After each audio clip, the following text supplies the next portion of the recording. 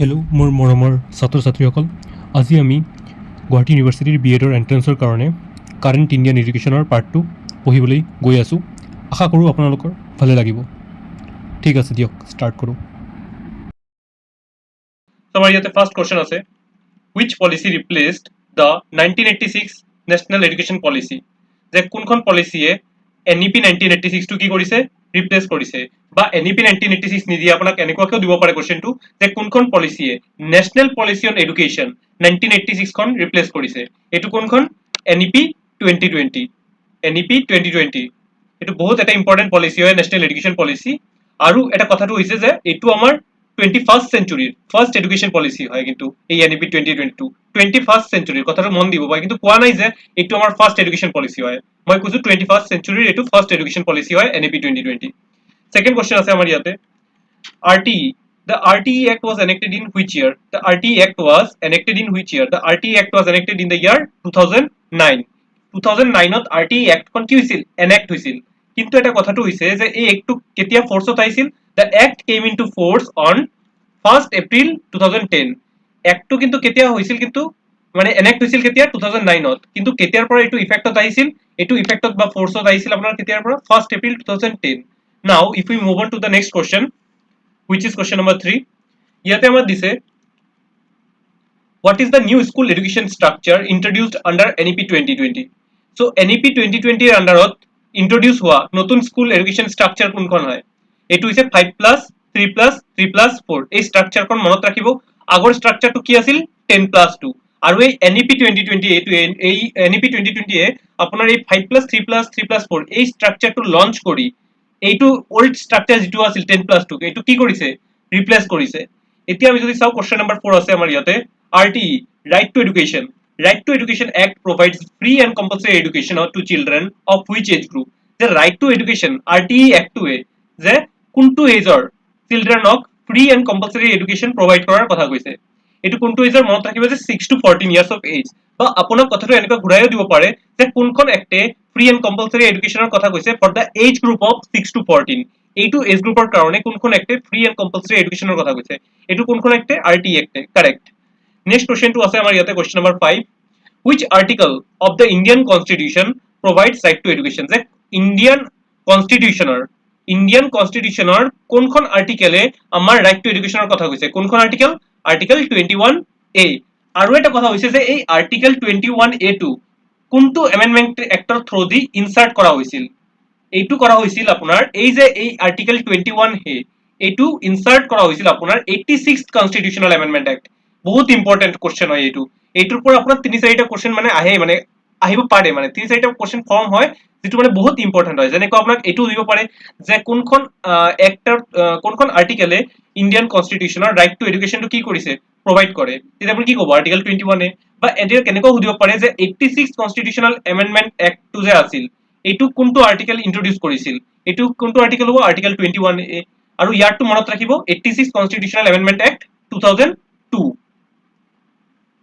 Next question আছে আমাৰ ইয়াতে, সৰ্ব শিক্ষা অভিযান was launched in which year? সৰ্ব শিক্ষা অভিযান কিমান চনত লঞ্চ হৈছিল? এইটো হৈছিল 2001ত।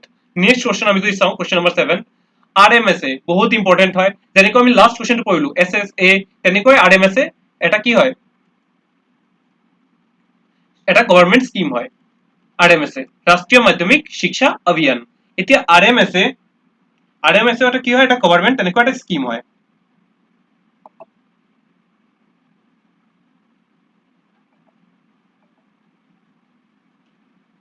ঠিক আছে। কোশ্চেন নম্বৰ 7, RMSA or ৰাষ্ট্ৰীয় মাধ্যমিক শিক্ষা অভিযান was launched in which year? যে ৰাষ্ট্ৰীয় মাধ্যমিক শিক্ষা অভিযান বা RMSA কিমান চনত লঞ্চ হৈছিল? এইটো হৈছিল আপোনাৰ 2009ত। এইটো কিহৰ ওপৰত ফোকাস কৰিছিল? এইটো কিন্তু সেকেন্ডাৰী এডুকেশ্যনৰ ওপৰত ফোকাস কৰিছিল RMSA। কাৰণ আপোনাক কোশ্চেনটো এনেকুৱাকে দিব পাৰে যে RMSA টো কিহৰ ওপৰত ফোকাস কৰিছিল?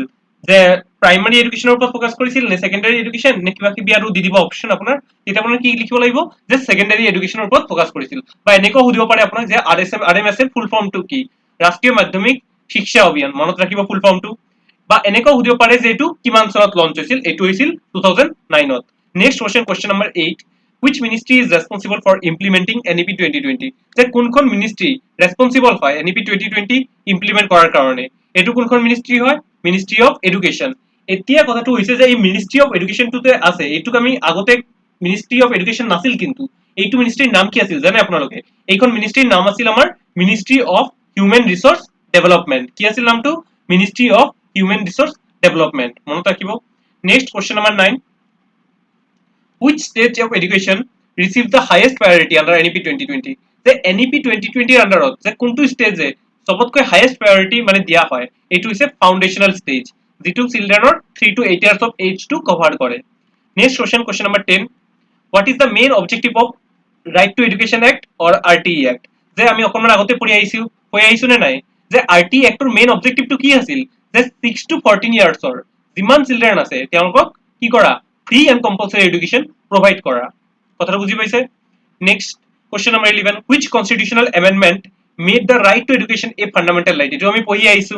ৰিপিট হৈছে বাৰু কোশ্চেনটো যে কোনখন এমেন্ডমেন্ট এক্টে এই এটো ৰাইট টু এডুকেশনক এটা ফান্ডামেন্টাল ৰাইট কি কৰিছে কোনখন amendment actor through the right to education এটা ফান্ডামেন্টাল ৰাইট বনোৱা হৈছে এইটো বনোৱা হৈছে আপোনাৰ 86 কনস্টিটিউশনাল এমেন্ডমেন্ট এক্ট আমি অকনমান আগত পঢ়িছো ইয়াতে লিখিছে এটা কথা যে it inserted article 21A into the constitution আৰু আৰ্টিকেল 21A কিহৰ লগত related article 21A is related with right to education next question আমি যদি চাও ইয়াতে আছে আমাৰ কোশ্চেনটো question number 12 which age group is covered under the foundational stage of NEP 2020 3 to 8 years of age next question number 13 under NEP 2020 education up to which class is proposed to be provided in the mother tongue or regional language যে NEP 2020 মতে যে education up to কিমান class লৈকে আমি education to mother tongue বা regional language provide কৰিব পাৰিম এতিয়া এটো হৈছে কোনখন ক্লাস লৈকে বা কোনটো ক্লাস লৈকে এটো হৈছে আমাৰ ক্লাস 5 লৈকে আমি provide কৰিব পাৰিম mother tongue ইউজ কৰি বা regional language ইউজ কৰি কথাটো বুজি পাইছে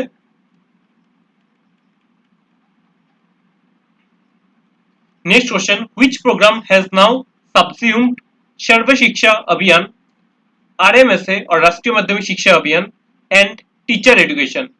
এইটো হৈছে সমগ্ৰ শিক্ষা যে এই তিনিটা এই যে সর্ব শিক্ষা অভিযান বা RMSA বা টিচার এডুকেশন এই তিনিটা এতিয়া আপোনাৰ এটা প্ৰগ্ৰামৰ আন্ডাৰত আহি গৈছে আৰু এইটো কি সমগ্ৰ শিক্ষাৰ আন্ডাৰত আহি গৈছে আৰু ইয়াতে লিখিছে যে এইটো লঞ্চ হৈছিল কিমান চনত 2018 ত as an integrated school education প্ৰোগ্ৰামৰ আন্ডাৰত নেক্সট আছে আমাৰ ইয়াতে question number 15 which level of education was the main focus of সর্ব শিক্ষা অভিযান যে এডুকেশনৰ which level of educationer কোনটো লেভেল সৰ্ব শিক্ষা অভিযানৰ মেইন ফোকাস আছিল এইটো আছিল আমাৰ কোনটো লেভেল এলিমেন্টাৰি এডুকেশন কোনটো লেভেল এলিমেন্টাৰি এডুকেশন সেকেন্ডাৰি এডুকেশন নহয় কিন্তু মন দিব নেক্সট কোশ্চেন আছে question number 16 which level of education is the main focus of রাষ্ট্রীয় মাধ্যমিক শিক্ষা অভিযান যে রাষ্ট্রীয় মাধ্যমিক শিক্ষা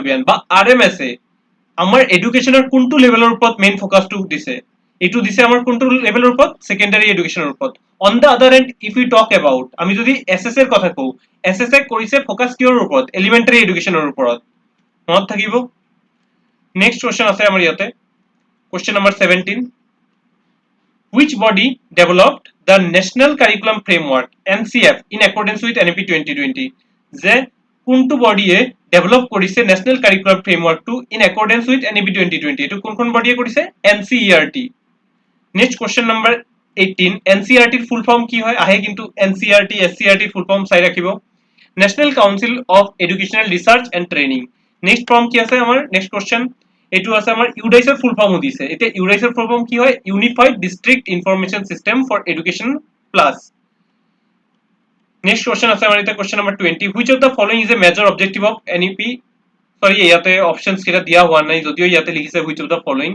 আচ্ছা আপোনালোকে ইয়াতে এটা মেজৰ অবজেক্টিভ অফ NEP 2020 কি হয় holistic and multidisciplinary education NEP 2020 aims to promote conceptual understanding and all-round development of learners. Next question is question number 21. Which commission is considered the foundation of the National Education Policy NEP 2020? The কোনখন কমিশনে consider করা হয় যে NEP 2020 এর main foundation বলি কোনখন কমিশনক consider করা হয় এটু কোনখন কমিশন হয় কস্তুৰী ৰংগন কমিটি মনত ৰাখিব আৰু এই কস্তুৰী ৰংগন কমিটিৰ চেয়াৰম্যান কোন আছিল বা এই কস্তুৰী ৰংগন কমিটি কোনে চেয়াৰ কৰিছিল এটো কৰিছিল ডক্টৰ কে কস্তুৰী ৰংগন আৰু এই এনইপি 2020 ড্ৰাফট 2 এনইপি 2020 যেটো গঠন এনইপি 2020 নেশনাল এডুকেশন পলিসি 2020 যেটো ফর্ম হৈছে আমাৰ এই এনইপি 2020 ড্ৰাফট 2 2019 তে এই ডক্টৰ কে কস্তুৰী ৰংগনে তেওঁ কি কৰিছিল এটো সাবমিট কৰিছিল এটো ড্ৰাফট 2 ক্লিয়াৰ আছে নেক্সট কোশ্চেন আছে ইয়াতে who chaired the committee that drafted the national education policy NEP 2020 মাত্ৰই কলো আপোনাক ডক্টৰ কে কস্তুৰী ৰংগন আৰু তেওঁ কি আছিল তেওঁ এজন ৰিনাউন্ড সাইন্টিস্ট আছিল আৰু ফৰ্মাৰ চেয়াৰম্যানও আছিল ইছৰোৰ আমাৰ ইছৰো এতিয়া ইছৰোৰ চেয়াৰম্যান ফুল ফৰ্ম কি হয় জানে ইণ্ডিয়ান স্পেচ ৰিসাৰ্চ অৰ্গানাইজেশন এনে কৈ দিলো বাৰু এটো জানে আপোনালোকে নেক্সট আছে question number 23 under the RTE act what is the minimum reservation of children what is the minimum reservation for children from economically weaker section in private unaided school যে কি কৈছে এটো বহুত ইম্পৰ্টেন্ট হয় কিন্তু যে আৰটি এক্টৰ আন্ডাৰত যে মানে ইকোনমিক্যালি উইকাৰ সেকশনৰ পৰা অহা চিলড্ৰেনৰ কাৰণে বা ষ্টুডেন্টছৰ কাৰণে 25% সিট কি ৰাখিব লাগিব ৰিজাৰ্ভ ৰাখিব লাগিব তেওঁলোকৰ কাৰণে আৰু এটো ইন প্ৰাইভেট আনএইডেড স্কুল ক'ত এটো প্ৰাইভেট আনএইডেড স্কুল ব্লক মানে প্ৰাইভেট স্কুল যিবোৰ আছে সেইবোৰ স্কুলত 25% সিট ইকোনমিক্যালি উইকাৰ সেকশনৰ পৰা আহা ষ্টুডেন্টছবোৰৰ কাৰণে কি ৰাখিব লাগিব ৰিজাৰ্ভ ৰাখিব লাগিব ইয়াতে কৈছে ইয়াতে লিখিছে এটো কথা যে private unaided school board must reserve 25% of seat মানে private school board private unaided school board 25% seats at the entry level for all eligible children or karone ki rakhibo lagibo reserve rakhibo lagibo next question number 24 which article of the Indian constitution directs the states to provide early childhood care and education for children below 6 years of age যে কোনখন আৰ্টিকেলে আমাৰ ভাৰতীয় সংবিধানৰ কোনখন আৰ্টিকেলে কৈছে নিৰ্দেশনা দিছে এটো যে স্টেট যে ৰাজ্যই বা স্টেটে চাব এটো to provide early childhood care and education for children below 6 years of as যে 6 ইয়ার্স অফ এজৰ তলত থকা চিলড্ৰেন বৰক যে আৰ্লি চাইল্ডহুড কেয়াৰ আৰু এডুকেশন প্ৰভাইড কৰাৰ দায়িত্ব এটো স্টেটৰ হয় আৰু এটো কোনখন আৰ্টিকেলে দিছে ইন্ডিয়ান কনস্টিটিউশনৰ স্টেটক এটো দিছে আৰ্টিকেল 45 এ আৰু আৰ্টিকেল 45 টো কিন্তু ডিপিএসপি আন্ডাৰত আহে মনত ৰাখিব নেক্সট কোশ্চেন আছে what is the full form of ECCE in NEP 2020 NEP 2020 এটা টাৰ্ম আহে ECCE ECCE এতিয়া ECCE এটোৰ ফুল ফর্ম কি হয় early childhood care and education next question আছে question number 26 which class marks the beginning of the secondary stage under NEP 2020 যে কোনখন ক্লাসে সেকেন্ডারি স্টেজৰ বিগিনিং টু মাৰ্ক কৰিছে যে ইয়াৰ পৰা আমাৰ সেকেন্ডাৰি স্টেজ টু স্টাৰ্ট হৈ আছে এটো কোনখন ক্লাস হয় না ক্লাস 9 আৰু সেকেন্ডাৰি স্টেজ মানে কোনখন ক্লাসৰ পৰা কোনখন ক্লাস লৈকে বুজায় এটো আপোনাৰ ক্লাস 9 টু ক্লাস 12 লৈকে বুজায় নেক্সট কোশ্চেন আছে আমাৰ ইয়াতে which stage of NEP 2020 includes class 6 to 8 যে NEP 2020 কোনখন স্টেজে ক্লাস 6 to 8 ক্যাপচার করে এটো কৰিছে মিডল স্টেজ নেক্সট কোশ্চেন আছে আমাৰ ইয়াতে question number 28 which stage of NEP 2020 includes classes 3 to 5 যে কোনটো স্টেজে ক্লাস 3 to 5 ক্যাপচার করে এটো হইছে আপনার কি preparatory stage next question number 29 what is the duration of school education under the new structure of NEP 2020 the what is the duration of school education under the new structure of NEP 2020 the NEP 2020 মতে what is the duration of school education under the new structure of NEP 2020 কিমান duration to কিমান হ'ব লাগে school educationৰ কিমান হ'ব লাগে 15 years correct next question number 30 which is the apex statutory body responsible for teacher education যে teacher educationৰ কাৰণে যে কোনখন apex statutory body responsible teacher educationৰ কাৰণে আমাৰ ভাৰতত কোনখন apex statutory body responsible হয় এটো হৈছে আপোনাৰ কি national council for teacher education যাক আমি শৰ্টত কি বুলি জানো NCTE আৰু এটোৱে আছিল আমাৰ লাষ্ট কোশ্চেন আজিৰ কাৰণে ইমানে আশা কৰিলো ভিডিওটো ভাল লাগিছে যদি ভিডিওটো ভাল লাগিছে চেনেলটো সাবস্ক্ৰাইব কৰিব ভিডিওটো লাইক কৰিব আৰু যদি মোৰ এক্সপ্লেনেশ্যনত কিবা ইম্প্ৰুভমেণ্টৰ দৰকাৰ আছে কমেণ্ট বক্সত জনাব